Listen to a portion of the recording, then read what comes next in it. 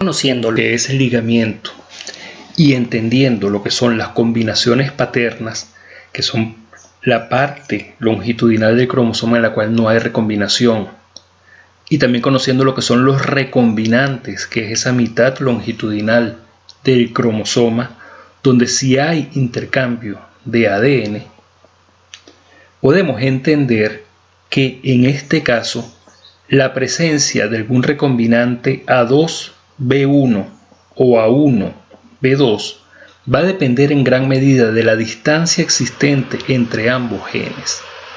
Si la distancia es prácticamente nula, es cero, tendremos esta frecuencia gamética, pero si esa distancia es un poco más grande, vamos a poder tener la presencia de estos recombinantes en muy baja proporción, pero se podrán tener. Justamente esta es la razón por la cual es necesario determinar la distancia entre los genes. Para determinar esa distancia se utiliza lo que llamamos la fracción de recombinación. No es una unidad física de distancia, es simplemente una unidad, justamente como lo dice el nombre, de recombinación entre los distintos alelos de un par de genes, de tal manera de poder estimar qué tan grande puede ser esa distancia. Para eso vamos a utilizar generaciones segregantes. Generaciones segregantes ya las hemos definido, que son la F2 y las retrocruzas. En F2 se hace el cruzamiento de una población con un par de características. En este caso estamos interesados en lo que es color de ojo y color de pelaje. Se cruza esta población con una población que tiene alelos distintos para ese par de características, se obtiene una F1, se permite que el F1 se cruce entre ellos y se obtiene la F2. O en la retrocruza se tiene la población con el par de alelos para las características que estamos estudiando, se cruza con otra población que es contrastante en esos alelos, en ese fenotipo o en esos fenotipos, se obtiene la F1, pero la F1 en vez de cruzarse con ella misma se cruza con uno de los padres. En este caso va a ser el padre homocigoto recesivo y la generación que se obtiene es la retrocruza.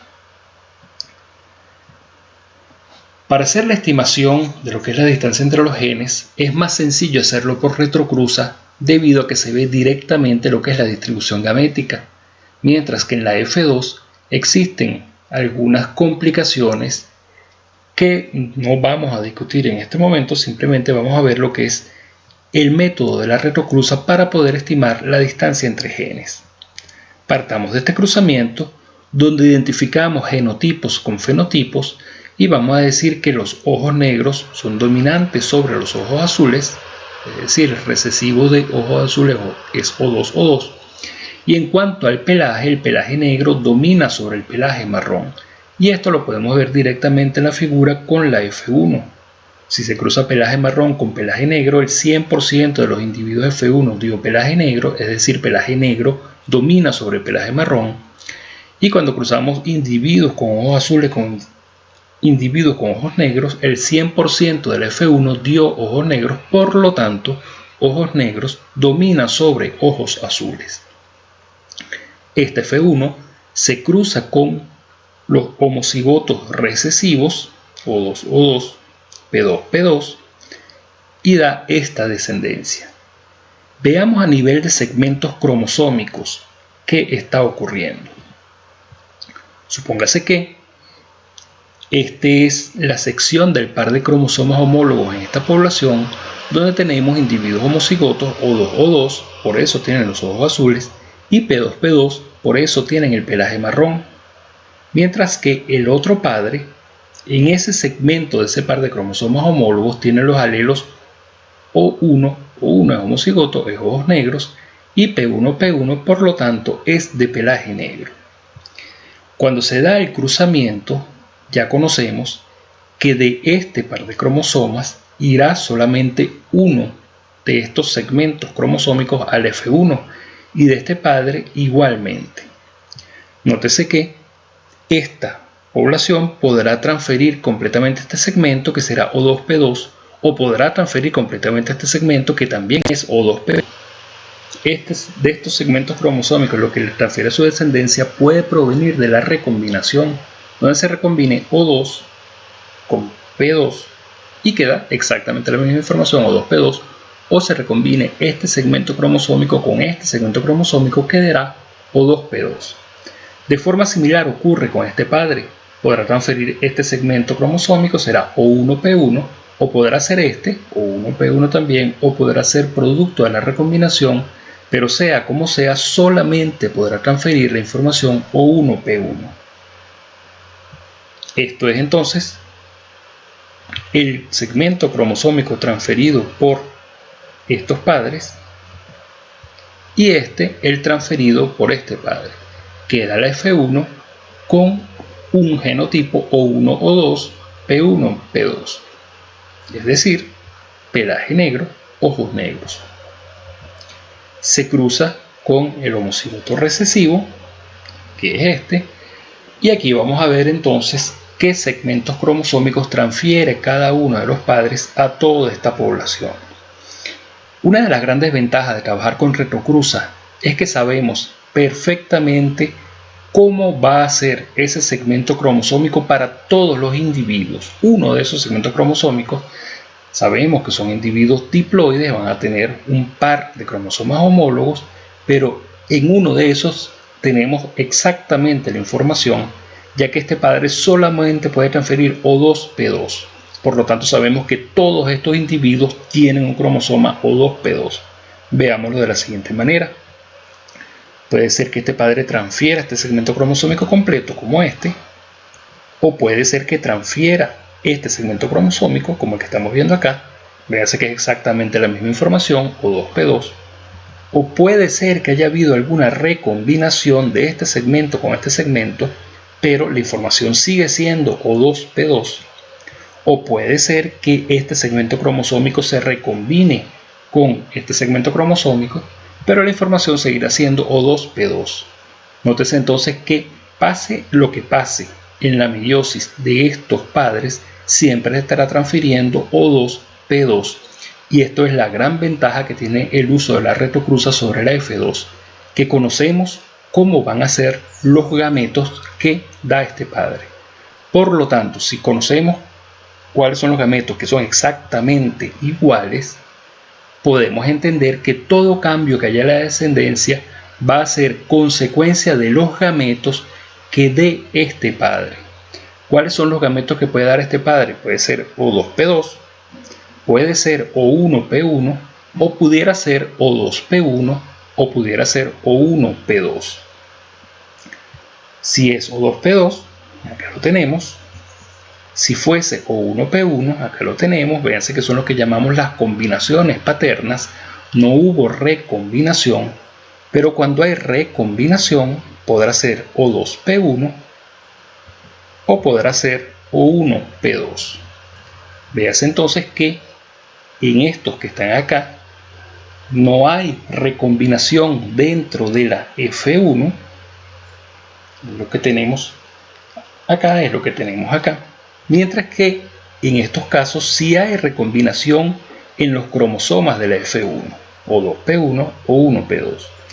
¿Qué nos queda? Nos queda es contabilizar cuántos individuos son de esos genotipos. Y veamos, por ejemplo, acá, O2, O2, P2, P2, vamos a decir que son ojos azules, pelaje marrón, y los contamos, son 1, 2, 3, 4, 5, 6, son 6 individuos. Los O1 y P1 van a ser ojos negros y pelaje negro, y los contamos 1, 2, 3, 4, 5, 6, 7. Son 8 individuos. Los que son O2, O2, P1- van a ser ojos azules y pelaje negro. Conseguimos solamente uno. Y los que son O1, O2, P2, P2, es decir, los que son ojos negros y pelaje marrón, vamos a conseguir solamente uno. Lo tenemos acá. Véase que Estos 14 individuos vienen de combinaciones paternas en la F1,